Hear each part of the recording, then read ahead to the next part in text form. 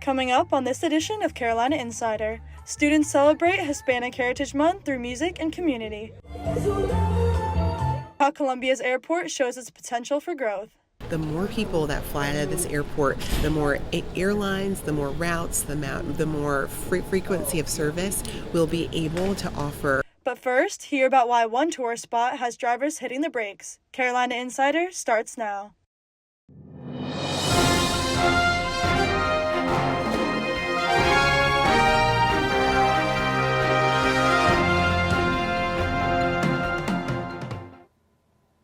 Hello and thank you for joining us. I'm Ansley Peterson. Our top story today, while the Carolinas continue to recover from Hurricane Helene, another storm is now hitting the Sunshine State.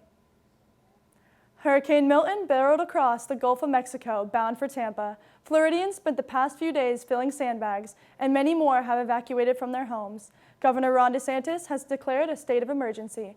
The storm intensified to a Category 5 on Monday, but meteorologists hope it's down to a 3 by the time the eye makes landfall. According to meteorologists at WLTX, South Carolina is mostly out of the storm's path, only facing some rough waters and rip currents. Heavy rainfall is not expected in the Midlands. South Carolina may see breezy conditions, but is not expected to experience damaging winds. With fall break right around the corner, a popular scenic route remains closed due to damage from Helene. The Ridge Parkway suffered serious destruction from fallen trees to open gaps in the 400-mile stretch of road. Assessment teams are still evaluating repair plans and costs, with help from 32 states and the District of Columbia. A reopening date is still unknown. While that drive may be blocked, you can take flight from the best small airport in America. USA Today readers voted Myrtle Beach International Airport is #1 in the U.S., based on its low fares and low-stress environment. But Myrtle Beach is not without competition. Our Bridget Buchowski takes us to the Columbia Metropolitan Airport to see what's happening there.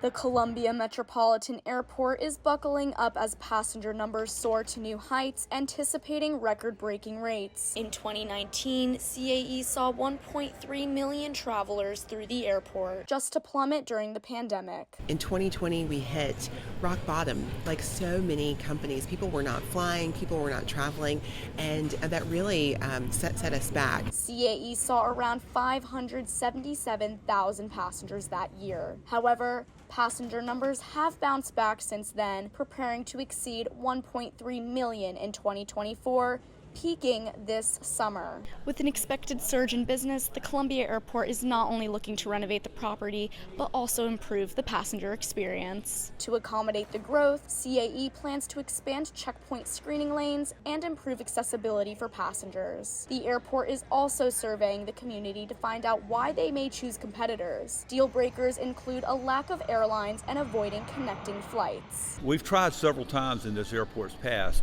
to bring in more airlines, and it hasn't worked out that good. Only 3 airlines regularly operate out of CAE. If I have a choice for no connections, a straight direct flight, I'm going to take that. Competitor Charlotte Douglas International Airport flies 15 airlines and saw over 53 million passengers in 2023, ranking it the 7th busiest airport in the world according to the Charlotte Observer. Crafton encourages passengers to fly local. The more people that fly out of this airport, the more airlines, the more routes, the more frequency of service we'll be able to offer. For Carolina Insider, I'm Bridget Buchowski.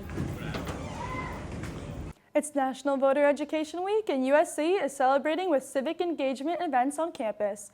Voter education and conversation tabling will be held tomorrow and Friday at the Leadership and Service Center from 11 to 2.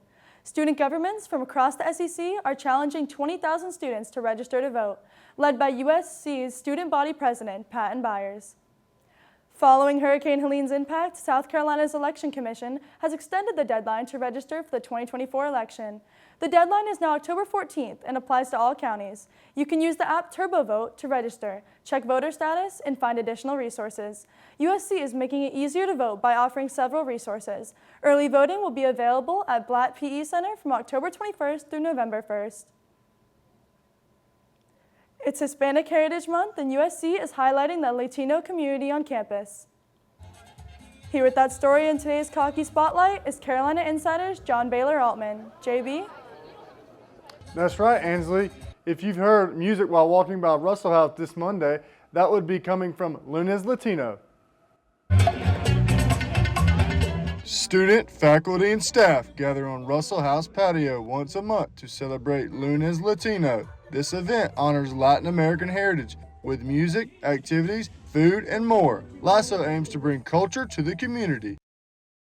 When I came to campus, I was trying to find my footing, and through LASSO, I met people who had similar cultures and kind of understood where I was coming from, so I was able to find home.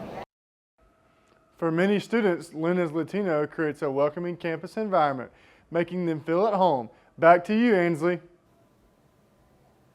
Thanks, John Baylor. That's it for this edition of Carolina Insider, a student production here in the Kennedy Greenhouse Studio in the School of Journalism and Mass Communications. Thank you for joining us. We'll see you back here next week.